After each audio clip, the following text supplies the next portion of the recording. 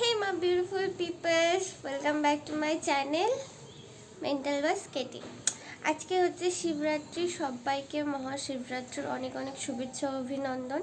আর আমি আমার দিনটা শুরু করছি মহাদেবকে জানিয়ে।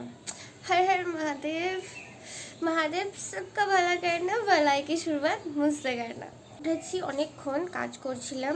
তো আমি এখন যাব হচ্ছে একটা ভাইয়ের বাড়িতে। তার আগে আমি স্নান করব, স্নান করে তারপরে ভাইয়ের বাড়িতে যাব। কেন যাব, কী করে না যাব, পুরো ভিডিওটা তোমাদের সাথে শেয়ার করব, তো সাথে থেকো। সো গাইস, আমি এখন যাচ্ছি সেই ভাইদের বাড়ি। তো চলো ভাইদের বাড়িতে আমি গিয়ে দেখাচ্ছি ভাই আমার কি করে। এই দেখো, আমি ভাইদের বাড়িতে চলে এসেছি। ভাইটার নাম হচ্ছে সৌরভ। ও ছোট্টবেলার থেকে, একদম ছোট থেকে, তখন থেকেই এই সুন্দর সুন্দর প্রতিমা ও নিজে হাতে বানায়। আর ওর প্রতিমা দিয়েই এখন বগুলা আর বগুলার আশেপাশের সবাই পুজো করে। আমি ওদের বাড়িতে এসেছিলাম মাটি নিতে, কারণ আমার শিবলিঙ্গ যেটা ছিল ওটা আমার ভেঙে গিয়েছিল। আমরা যেই জিনিসে পুজো করি ওটা যদি ভেঙে যায় সেই জিনিসটা বাড়িতে রাখতে নেই, তাই আমি ওইটা জলে দিয়ে দিয়েছিলাম।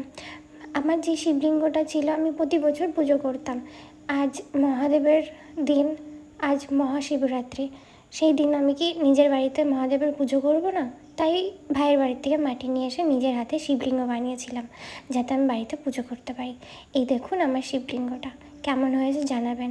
জানি অতটা ভালো হয়নি, ফার্স্ট টাইম করেছি যেহেতু, তাও নিজের মন থেকে বানিয়েছি। সো গাইস, আমি চলে এসেছি জয় বৌদিদের বাড়িতে। আমি এখন বেল পাতা পারবো ছাদের উপর থেকে।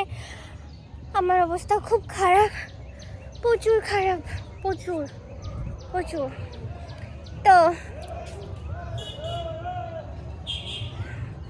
যাই হোক, বেলপাতা পারবো তো। মহাশিবরাত্রির আগের দিন নিরামিষ খেয়ে আজ আমি সারাদিন উপোস, নির্জলা উপোস ছিলাম। তার জন্য বলছিলাম যে আমার অবস্থা খুব খারাপ। না বেলপাতা পাচ্ছে রিয়া, দেখে কি শিবের ভক্ত, তাতে জানি শিব আসে, ওর জন্য রিয়া বেলপাতা। ওখানে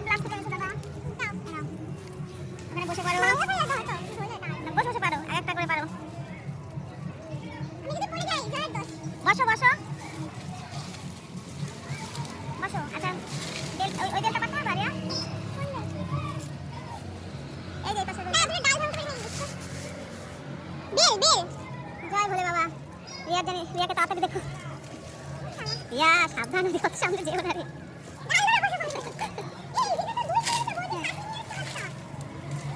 এটা কিন্তু খুব শক্ত, আস্তে আস্তে চলো। এই পাশে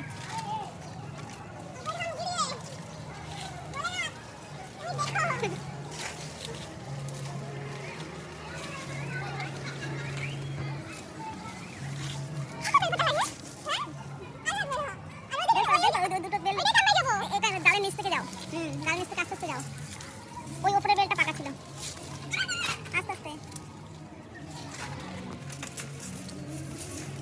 আমার হাতে দাও। কাছে তো সেই একদম নিচে দাওটা।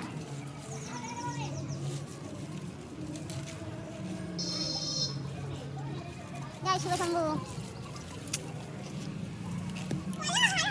হর হর মহাদেব। এই মাথার উপর একটা, ওটা একটু হলুদ হলুদ হয়েছে মাথার উপরটা। ওই যে তোমার মাথার উপরেই আছে একটা। এদিকে এদিকে এদিকে, ডালটা নাই, ডালটার উপরে, ওই যে ডালটা। হ্যাঁ হ্যাঁ, ওই তো সামনে, তোমার সামনেই। এই তো তোমার সামনে যেখানে হাত দিয়েছো ওটাই তো নিচে। আরে ওই দেখো, হ্যাঁ ওটা দেখো একটু হলুদ হলুদ হয়েছে।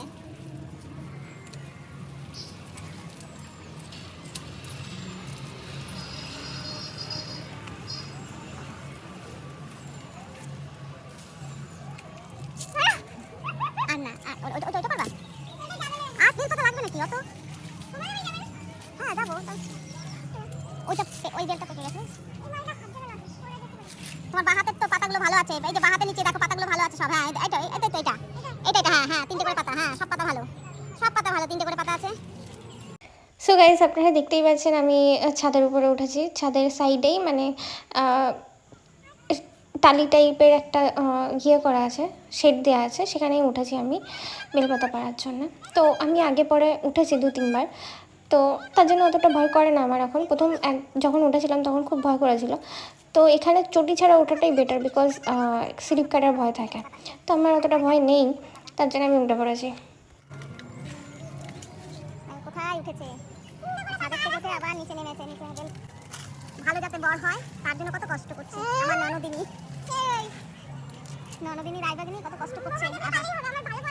ওই তো মহাদেবের মতোই বর দেরি পা মাতাল ল্যাংটা শ্মশান মাসি ওরকম একটা বর।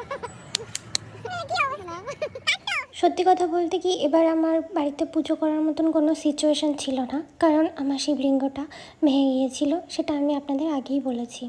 তো সকাল সকাল উঠে মনটা এত খারাপ লাগছিল, তারপর আমি ভাইয়ের বাড়ি থেকে মাটি নিয়ে এসেছিলাম আর সব আয়োজন করেছিলাম আস্তে আস্তে, কারণ কিছুই আয়োজন করা হয়েছিল না। আর এই যে আমি সমাধিতে বাড়িতে এসেছি, সমাধিতে বাড়িতে প্রতি বছরে না এবারও পুজো হচ্ছে।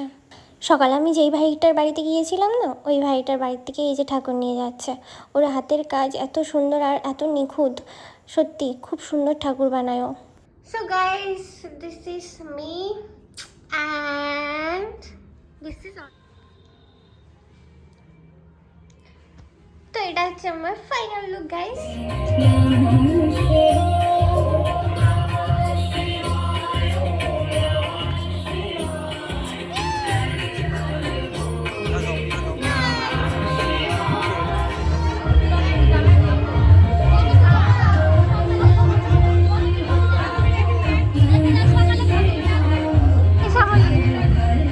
আমি এখন সমাধি দাদার বাড়ির থেকে অভিজিৎ দাদার বাড়িতে যাচ্ছি।